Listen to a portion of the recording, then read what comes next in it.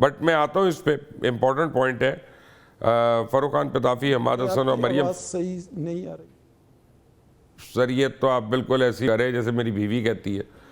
جب اس کو میں فون پہ کوئی کام کہتا ہوں تو وہ کہتی ہے آواز نہیں آ رہی صحیح. بٹ اینی وے واپس آتے ہیں بریک سے، کوشش کرتے ہیں آپ کو آ جائے آواز. حماد حسن صاحب، آپ نے دونوں ساتھیوں کی بات سنی بریک پہ جانے سے پہلے، کیا کہیں گے آپ دونوں کے بارے میں؟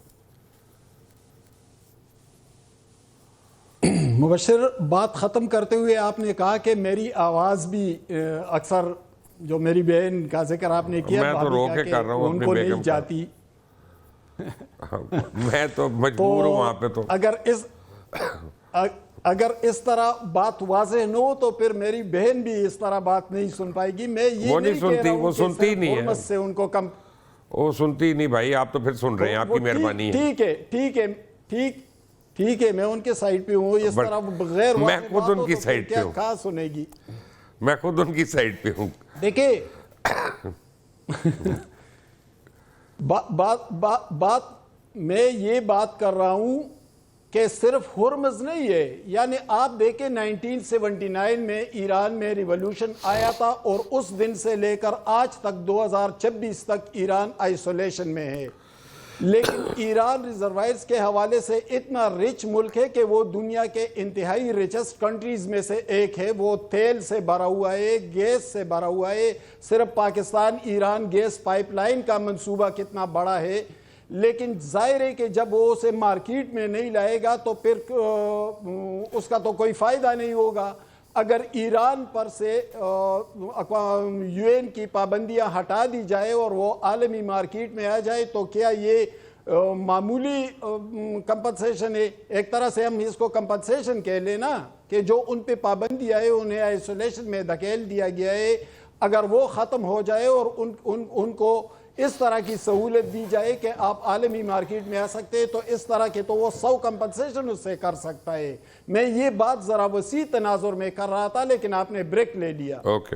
دوسری بات یہ ہے کہ ایران اب خود بھی ذرا بدلتے ہوئے سینیریو کو سمجھنے لگا ہے. یعنی پہلے جو ان کا ریجڈ رویہ تھا، گو کہ وہ ڈٹا ہوا ہے، ایک کانفیڈنس کے ساتھ کھڑا ہے اس جنگ میں.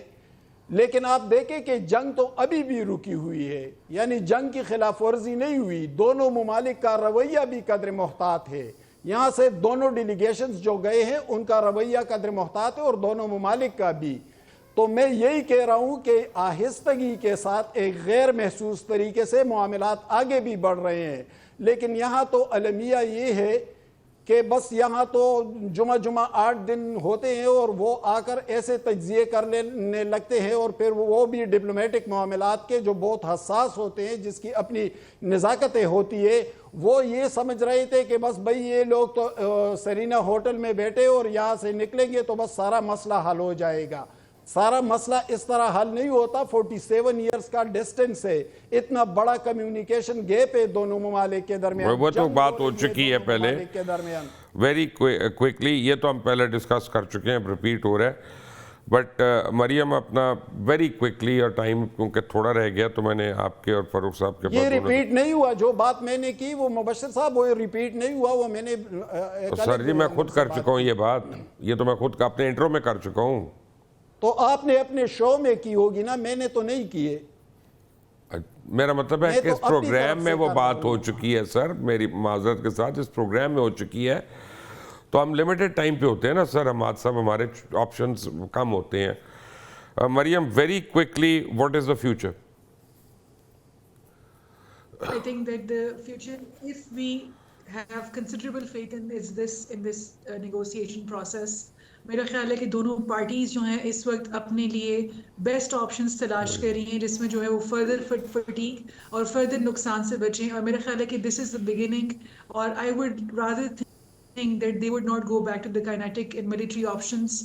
میرا بہت زیادہ اس بات پر یقین ہے کہ اس نیگوسیشن پروسیس کے اندر سے کوئی مڈل گراؤنڈ دونوں کنٹریز جو ہیں وہ نکالنے کی کوشش کر رہی ہوں گی. کیونکہ مجھے دونوں کی پاسچرنگ میں، دونوں کی باڈی لینگویجز میں اور الفاظ آپ کو اچھی چیزیں نظر آ رہی ہیں. Farooq Khan Pitafi, what next? Last 2 minutes. Sir very quickly, جہاں تک بات ہے اس کے اسکوپ کی تو میں آپ کو یہ بتا دوں کہ جب تک کوئی اگریمنٹ نہیں ہوتا اور ابھی بھی کائنیٹک آپشن یوز ہو رہی ہے. اگر میری ٹائم بلاکیڈ ہو رہی ہے تو کائنیٹک آپشن ہی ہے.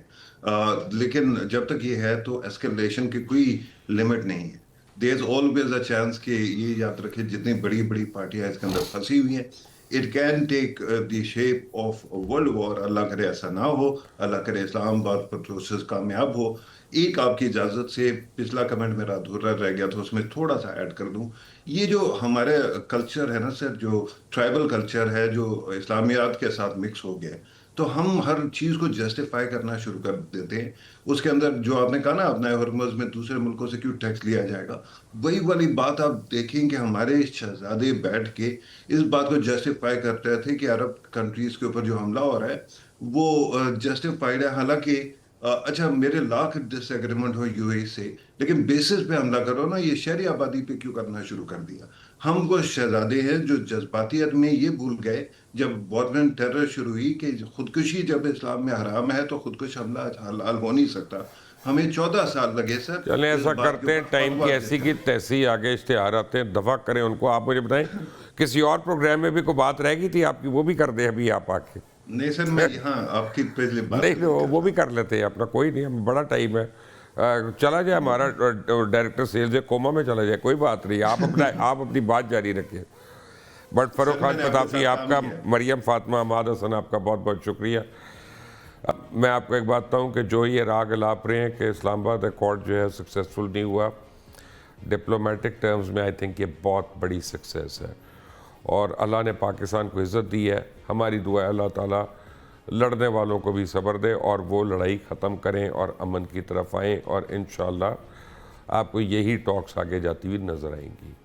مبشر, بات ختم کرتے ہوئے آپ نے کہا کہ میری آواز بھی اکثر, جو میری بہن کا ذکر آپ نے کیا, میں تو رو کے کر رہا ہوں ان اپنی کو بیگم نہیں جاتی. میں تو مجبور ہوں وہاں پہ. تو اگر اس طرح بات واضح نہ ہو تو پھر میری بہن بھی اس طرح بات نہیں سن پائے گی. میں یہ وہ نہیں کہہ رہا ہوں وہ سنتی نہیں ہے, حرمت سے ان کو کم, وہ سنتی نہیں بھائی, آپ تو پھر سن رہے ہیں, آپ کی مہربانی ہے.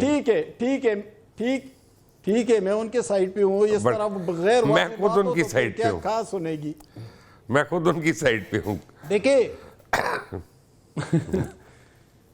بات میں یہ بات کر رہا ہوں کہ صرف ہرمز نہیں ہے. یعنی آپ دیکھیں 1979 میں ایران میں ریولوشن آیا تھا, اور اس دن سے لے کر آج تک 2026 تک ایران آئسولیشن میں ہے.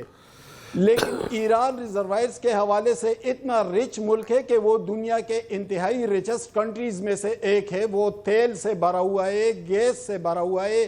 صرف Pakistan Iran gas pipe line کا منصوبہ کتنا بڑا ہے